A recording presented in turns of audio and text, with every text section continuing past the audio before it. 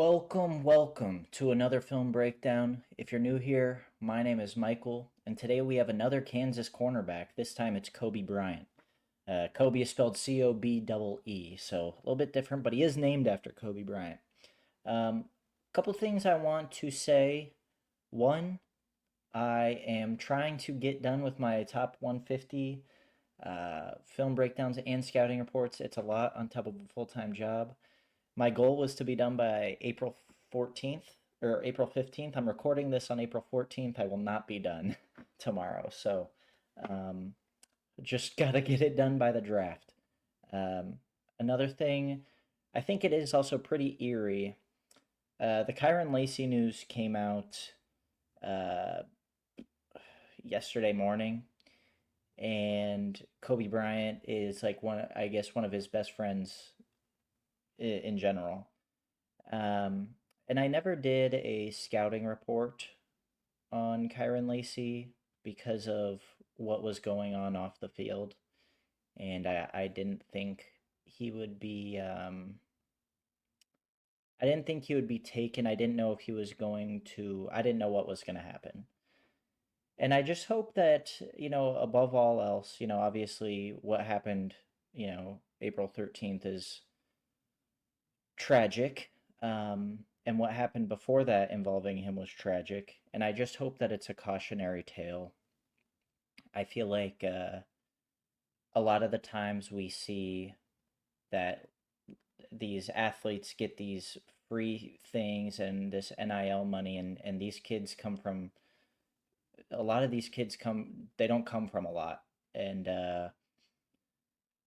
they're just randomly, not randomly, they are just all at once given a bunch of things by the school just to play football for them. And like every college athlete, at least college football player, I don't know about any other sport, they get free cars. You saw Carson Beck, get the Lamborghini. When this NIL stuff first started, Bijan Robinson had the NIL deal with Lamborghini. And then these schools now with the funds are just giving all these athletes free cars, and these athletes are, getting out of control with them, I guess. And I hope it's just a I hope this at least can be a learning lesson or a learning tool for other athletes in the situation to maybe, okay, this is my life we're talking about. This is other people's lives. Let's, be a bit more responsible. And, I'm not here to say, it was so and so's fault, it was so and so's fault, but it's sad. It's sad any way you slice it. It is sad and it's horrible. And I know people are hurting, and that's really tough to digest. So I just hope that athletes out there can use the Kyron Lacey situation as something to learn from, because I do think it's important. So anyway, I just wanted to get that off my chest because I felt like it was important. But we have Cobee Bryant, the Kansas cornerback, really wiry cornerback. It is kind of funny. Kansas's top two cornerbacks in Mello Dotson and Cobee Bryant. They're both the biggest. Both of their biggest weakness is they're just so lean.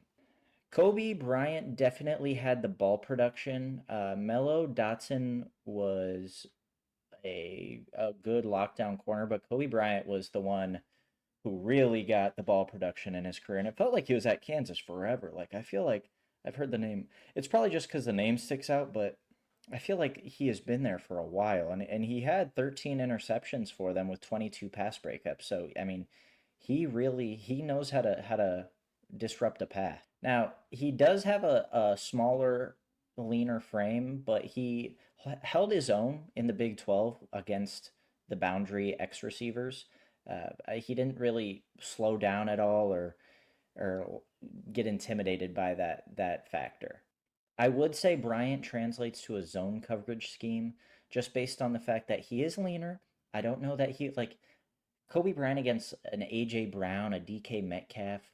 I don't know that I like that, but I like him kind of patrolling the defense, boundary cover three corner, in the shallows in cover two, jumping those underneath concepts to meet the ball at the intended target. He has really, really nice closing speed on those underneath concepts. Bryant is a twitchy athlete. I really think he has that solid click and close speed, rangy athleticism to really get from point A to point B fast. He changes directions really well, fluid hips, oily hips, really able to flip out from that back pedal into his full sprint. But I just think that he has some limitations in terms of size, physicality, and overall ability to go stride for stride with the bigger route runners of the NFL. And while I think he can go, I think he does have speed. What did he run? Like a 4.5 at the combine? I don't think he has that elite speed that, you can say, hey, well, he didn't, he's not the biggest, but he's got the speed to stick with guys. He'll be fine. He doesn't really have that kind of speed either. Additionally, on the boundary, he is not a good run defender. His frame translates heavily to how productive he is as a run defender. A lot of missed tackles, a lot of arm tackles, a lot of whiffs. I do commend Bryant though. He has excellent recognition ability, really knows what's going on at or behind the line of scrimmage, and his trigger is incredibly quick to go and make a play when necessary. So you're going to see Bryant at the top of your screen. And this is going to be a screen pass right at the line. He evades the blocker, gets in, and is the one that brings down the ball carrier. I do think that while Bryant is twitchy and very athletic, he puts on tape some questionable mechanics, and he can open up his hips too early, leaving him susceptible to a move back out to the perimeter. And that's exactly what Travis Hunter does to him. So, top of the screen again, just looks like an in, and Bryant holds him and opens his hips. Actually, this time it's too late. He kept his hips to the perimeter far too late. Let's take a look. Yeah. So my apologies initially. He's trying to angle Travis Hunter to the boundary and use the boundary as his teammate, which I understand. But then right here, he just kind of allows Travis Hunter to go cross his body underneath, holds him, and that's the reason it's incomplete. And there was no call. So I guess Bryant wins the rep, but I still don't think that's a great one to put on tape. Bryant has also put some blown coverages on tape. So is every cornerback.